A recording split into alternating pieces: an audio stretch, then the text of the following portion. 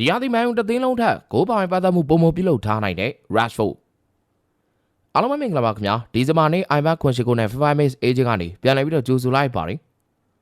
မာကတ် Rashford တယောက်ဘာစရာမှာခြေသွမ်းကောင်းနေပြသနေတော့မြင်ရတော့မိုင်းမှာတစ်ခုတော့မားနေပြီဆိုတာပြောနေကြလို့ပဲမထင်ပါဘူး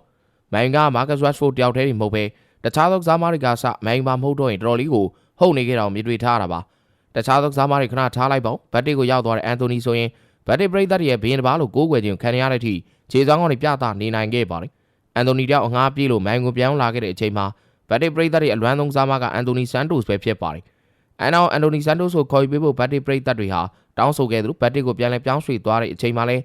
ပရိသတ်တွေကဝမ်းသာမျက်ရည်တွေကျခဲ့ကြတဲ့အထိဖြစ်ခဲ့ကြတာဖြစ်ပါတယ်။အန်တိုနီဆန်တိုစ်ဟာမိုင်းမှာဘလောက်ထိအခြေအနေဆိုးနေခဲ့တယ်လဲဆိုတာမြင်တွေ့ထားခဲ့ကြသလိုဂိုးမမရှိတဲ့ဂိုးပေါက်ကိုဂိုးဝင်အောင်ကန်သွင်းနိုင်ခြင်းမရှိတဲ့အထိအန်တိုနီယာတော်လေးကိုအခြေအနေဆိုးခဲ့တဲ့သူပါ။ကိုဆိုရင်အန်တိုနီယာဘတ်တစ်အသင်းအတွက်အရေးပါတဲ့ဂိုးဖန်တီးမှုတွေအရေးပါတဲ့သွင်းဂိုးတွေရယူပေးနေခဲ့ပြီးအသင်းအတွက်အဓိကကစားမတစ်ယောက်ဖြစ်နေမြင်တွေ့နေခဲ့တာဖြစ်ပါတယ်။ရီယယ်ဘတ်တစ်အသင်းမှာအန်တိုနီတယောက်ခြေသွမ်းကောင်းတွေပြသနေခဲ့လို့ဘာစရာမှာလည်းမာကတ် Rashford ဟာစွမ်းဆောင်ရည်ကောင်းတွေပြသနေခဲ့တာကိုမြင်တွေ့ထားတာဖြစ်ပါတယ်။ဘာစရာအသင်းမှာပုံမှန်စွမ်းဆောင်ရည်ပြန်လည်ရရှိနေခဲ့တဲ့အင်္ဂလန်တိုက်စစ်ကစားမ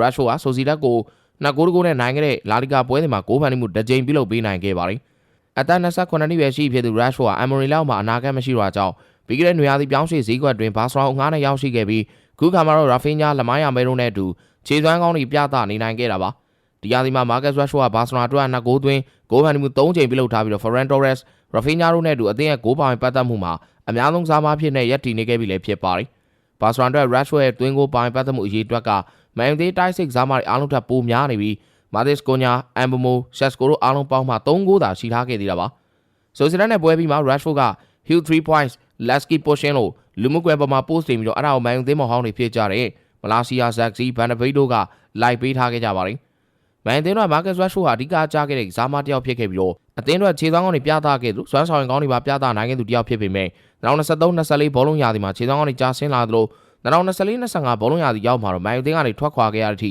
ဖြစ်သွားခဲ့တာပါ။မန်ယူကနေထွက်ပြီးတော့ဗီလာကိုငှားရောက်သွားခဲ့တဲ့ Rashford ဟာအင်္ဂလန်လက်ဝဲစင်အသင်းအတွက်ပြန်လည်ရွေးချယ်ခြင်းခံခဲ့ရသလိုခုဆိုရင်အင်္ဂလန်အသင်းအတွက်ပါသွင်းဂိုးတွေပြန်လည်သွင်းနေနိုင်ခဲ့တာကိုမြင်တွေ့ထားတာဖြစ်ပါတယ်။ဘာစနာမှာသူရဲ့ယုံကြည်မှုတွေပြန်လည်တည်ဆောက်နေတာဖြစ်ပြီးတော့အရင်လိုမျိုးစွမ်းဆောင်ကောင်းတွေကိုပြန်လည်ပြသနေတာလည်းပဲဖြစ်ပါတယ်။တကယ်တမ်းမာကတ် Rashford တယောက်တည်းနေမဟုတ်ပဲတခြားသောမိုင်မာရှိတဲ့ကစားမတွေကလည်းမိုင်ကနေထွက်ရင်ခြေသွမ်းကောင်းတွေကိုပြန်လည်ပြသပွဲရှိနေကြတာဖြစ်ပါတယ်။မိုင်တဲ့တိုင်းမှာရုန်းကန်နေကြတဲ့ Rasmus Hojlund ဆိုလို့ရှိရင်မိုင်မာတိုင်ပတ်ခဲ့မယ်နာပိုလီမှာတော့ခြေသွမ်းပြဂိုးတွေသွင်းနေတာဖြစ်သလိုချိန်လုံးဆဲနေကြတဲ့အိုနာနာဆိုရင်လည်းတူရကီမှာလက်စွမ်းကောင်းတွေပြသနေကြတာကိုမြင်တွေ့ထားတာဖြစ်ပါတယ်။မိုင်မာကနီးပြမှားတာလားကစားမတွေကပဲမှားတာလားတော်တော်လေးအစင်မပြေဖြစ်နေတာလားဆိုတာကတော့စဉ်းစားကြင်စရာဖြစ်နေကြတာပဲဖြစ်ပါတယ်။